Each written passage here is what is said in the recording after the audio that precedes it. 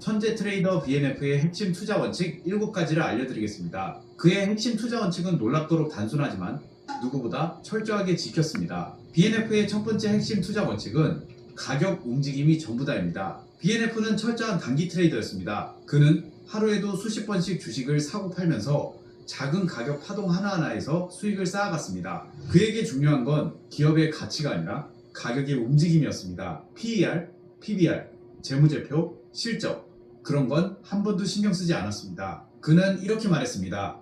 시장은 기업이 아니라 가격이 움직인다. 그리고 BNF는 가치보다는 투자자들의 행동을 봤습니다. 사람들이 실제로 어떻게 사고 팔고 어떤 타이밍에 공포를 느끼고 탐욕을 부리는지를 집중 관찰했습니다. 즉 그는 차트를 단순히 읽는 게 아니라 시장 심리로 해석했습니다. 따라서 그에게 차트는 단순한 그림이 아니었습니다. 차트는 사람들의 두려움과 욕망이 시각화된 지도였습니다. BNF의 두 번째 핵심 투자 원칙은 기계적인 손절을 통한 철저한 리스크 관리입니다. BNF는 절대 한 방을 노리지 않았습니다. 그는 항상 손절 라인을 미리 정해두고 한 번의 손실이 전체 자산을 흔들지 않게 했습니다. 그에게 중요한 건 얼마나 벌었냐가 아니라 얼마나 오래 살아남았느냐였습니다. BNF는 투자에서 가장 중요한 건 손절이다.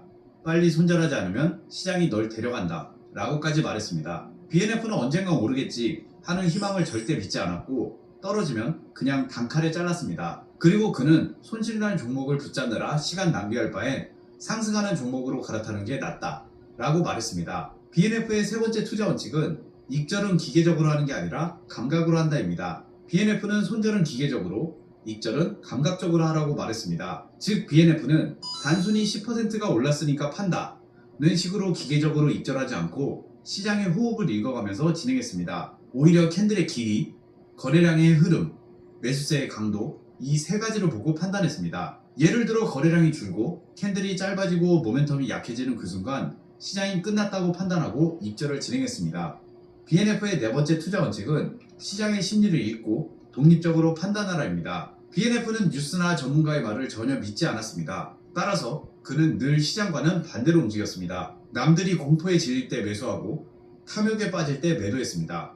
BNF는 모두가 같은 방향을 볼 때 이미 시장은 그 반대로 움직일 준비를 하고 있다고 생각했습니다. 특히 BNF는 차트에서 숫자보다 감정을 읽었습니다. 그는 단순히 캔들을 본 게 아니라 그 캔들 뒤에서 공포에 떠는 투자자들의 손을 본 것입니다. 따라서 BNF는 소위 말하는 전문가들의 확신이 아니라 자신의 확신으로 매매했습니다. 그는 증권사 리포트, 전문가 코멘트, 뉴스 영상, 그런 건 전부 노이즈로 봤습니다. BNF에게 중요한 건 단 하나, 가격이 지금 나에게 뭐라고 말하느냐였습니다. BNF의 다섯 번째 투자 원칙은 시장이 시작한 이후에 관찰의 시간을 가져라입니다. BNF는 군인처럼 규칙적인 루틴을 가졌습니다. 아침 8시 반이면 정확히 모니터 앞에 앉았고 또한 시장이 열리기 전에 전날 미국 증시, 환율, 선물지수, 그리고 업종별 뉴스를 전부 체크했습니다. 즉 시장에 들어가기 전에 오늘 전쟁의 판을 알아야 한다고 생각한 것입니다. 그리고 장이 열리면 첫 30분은 절대 매수하지 않았습니다. 그 시간은 기관과 외국인들이 물량 싸움하는 시간이라 가격이 왜곡될 확률이 높다고 생각했기 때문입니다. BNF는 그 시간을 관찰의 시간이라 부르며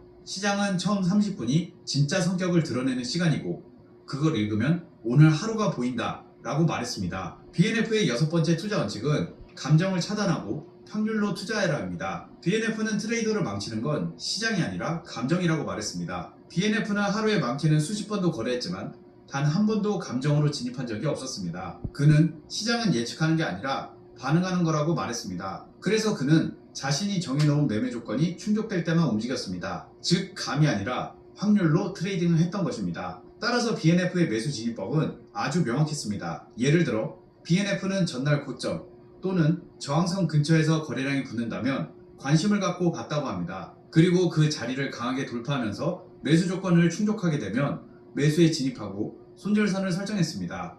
BNF의 일곱 번째 투자 원칙은 거래량을 확인하라입니다. BNF는 복잡한 보조지표는 많이 사용하지 않고 거래량을 많이 신뢰했습니다. 그는 가격은 거짓말을 해도 거래량은 거짓말을 못한다고 생각했기 때문입니다. 예를 들어 가격이 떨어지는데 거래량이 터진다면 누군가는 사고 있다는 뜻이고 가격이 급등하는데 거래량이 줄어든다면 세력이 빠져나오고 있다는 신호입니다. BNF는 이 단순한 거래량 원리를 수년간 시장에서 트레이딩을 하면서 몸에 새겼습니다. 그래서 그는 차트 하나만 봐도 이건 세력이 들어온 구간인지 아니면 단순한 반등인지를 바로 구분할 수 있었다고 합니다. 이런 거래량을 신뢰하는 BNF의 투자 원칙은 그가 실제 투자 종목을 고르는 기준에서도 그대로 드러납니다. 그 기준은 크게 세 가지로, 첫 번째, 거래량이 폭증해 단기 수급이 몰린 종목, 두 번째, 하루 변동성이 큰 종목, 세 번째, 뉴스, 테마와 연관돼서 시장 심리가 집중된 섹터입니다. 그는 늘 사람들이 모여있는 곳에 기회가 있다고 말했습니다. 즉 조용한 종목은 아예 보지도 않았습니다. 완전히 수급 중심형 트레이딩 시스템이었습니다. 지금부터는 본격적으로 BNF의 실전 매매법을 공개하겠습니다. BNF의 매매 방식은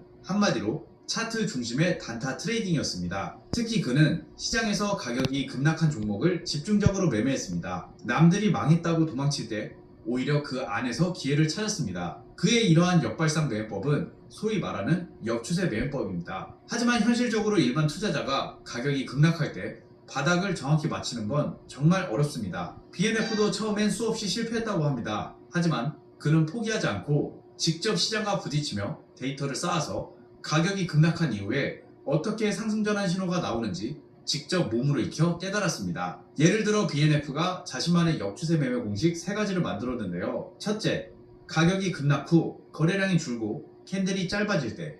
둘째, 가격이 더 이상 하락하지 않고 횡보할 때. 셋째, 첫 번째 양봉이 강하게 출현할 때입니다. 이 3가지가 겹치는 순간 BNF는 바닥 가능성을 확신하고 과감히 매수했습니다. 그리고 좀 더 구체적으로 BNF가 사용한 역추세 매매법은 명확한 기준이 하나 더 있었습니다. 바로 이동평균선인데요. 그 중에서도 25일 이동평균선입니다. 그는 가격이 25일 이동평균선에서 너무 멀리 하락할 때, 즉 이격도가 클 때를 주목했습니다. BNF는 이렇게 말했습니다. 가격은 결국 평균으로 돌아온다. 즉 가격이 이동평균선에서 멀어질수록 그만큼 되돌림 가능성이 커진다고 본 것입니다. 그래서 그는 25일 이동평균선에서 크게 멀어진 종목을 집중적으로 관찰해 매매했습니다. 그리고 BNF의 역추세 매매 방식은 단순했지만 기준이 명확했습니다. 가격이 25일 이동평균선 아래로 급락해 이격이 커지다가 25일 이동평균선보다 20%에서 35% 아래로 이격이 벌어졌을 때를 매수 기회로 봤습니다. 일반적으로 이 구간은 일반 투자자들이 가장 무서워하는 자리입니다. 개미 투자자들은 이렇게 급락하면 이건 끝났다, 이 회사 망한 거 아니야? 라고 하면서 공포에 팔아버리는 자리입니다. 하지만 BNF는 그 반대로 움직였습니다. 그는 모두가 공포에 빠져 있을 때 가격은 이미 바닥을 만들어가고 있다고 말했습니다. 자, 그럼 드디어 BNF가 실제로 사용했던 매매법의 핵심, 그가 사용한 차트 세팅과 세부적인 실전 매매법을 완벽하게 공개하겠습니다. 먼저 차트 상단 지표에서 지수 이동평균, 즉 EMA를 검색해서 차트에 추가합니다. 그리고 왼쪽 설정 톱니바퀴 아이콘을 클릭해서 길이를 25로 변경합니다. 이게 바로 BNF가 즐겼었던 25일 지수 이동평균선입니다. 이제 2가지 지표를 더 추가하겠습니다. 바로 RSI와 MACD 지표입니다. RSI는 매수, 매도, 과열 구간을 판단하는 대표적인 지표입니다. BNF는 RSI를 활용해 가격이 실제로 반등할 에너지를 확인했습니다. RSI를 차트에 추가했으면 마지막으로 추가할 지표는 MACD 지표입니다. MACD는 대표적인 추세 지표입니다. BNF는 MACD 지표를 차트에 추가한 후 여기 보이는 이 히스토그램만으로 추세 전환의 변화를 보기 위해 사용했다고 합니다. 우리도 BNF처럼 MACD 지표 설정의 모습 탭에서 히스토그램은 그대로 두고 MACD 선과 시그널선은 체크 해제를 하겠습니다. 이제 차트 세팅은 끝났습니다. 자, 지금부터는 BNF가 실제로 어떻게 가격과 이동평균선의 이격도를 측정해서 매수 타이밍을 잡았는지 알려드리겠습니다. 이미 말씀드렸듯이 BNF는 주로 가격이 급락해서 이동평균선과 멀리 떨어진 종목을 찾았습니다. 그래서 보통 이격이 마이너스 20에서 35% 이상 벌어진 종목만 매매 대상으로 삼았습니다. 그가 찾던 건 단순한 하락이 아니라 너무 많이 떨어진 과매도 구간이었죠. 이격도를 측정하는 방법은 아주 간단합니다. 먼저 차트 왼쪽에 도구 모음에서 여기 보이는 자 모양을 클릭합니다. 그리고 25일 이동평균선 위에서 클릭한 다음 현재 가격 핸들까지 드래그를 해주세요. 그럼 여기 화면에 이격도 %가 표시됩니다. 이 수치가 바로 가격이 이동평균선에서 얼마나 떨어져 있는지,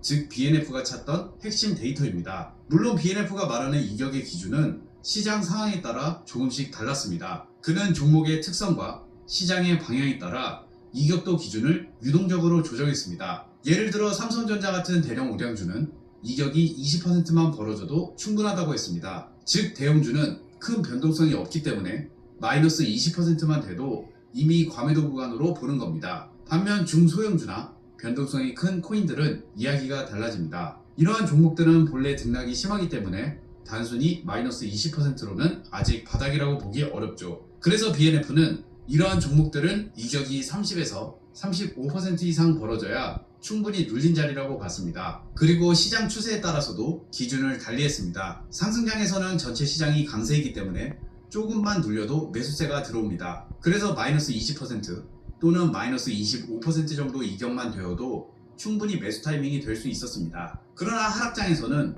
하락 압력이 강하기 때문에 가격이 훨씬 더 많이 눌려야 진짜 바닥이 만들어집니다. 이럴 땐 마이너스 30%에서 마이너스 35% 이상 이격된 구간에서만 진입했다고 합니다. 즉 그는 시장을 하나의 공식으로 보지 않았습니다. 항상 지금 시장이 어떤 상태인가를 먼저 판단하고 그에 맞게 숫자를 조절한 것입니다. 이제 BNF가 이렇게 급락하는 종목에서 어떻게 매수 타이밍을 잡았는지 4단계 매매 공식으로 알려드리겠습니다. 먼저 1단계는 단기적으로 급격히 하락한 종목을 찾습니다. 두 번째 단계는 가격과 25일 이동평균선의 이격을 측정합니다. 20에서 35% 이상이면 일단 지켜봅니다. 그리고 세 번째로 RSI 지표를 확인합니다. BNF나 RSI 선이 30 이하, 즉 과매도 구간에 있는지를 체크했습니다. 이건 시장의 매도 에너지 고갈 신호로 이제 매도세가 한계에 다다랐다는 뜻입니다. 마지막 네 번째 단계는 매수 진입을 확정짓는 BNF의 핵심 트리거입니다. 여기 보이는 MACD 히스토그램이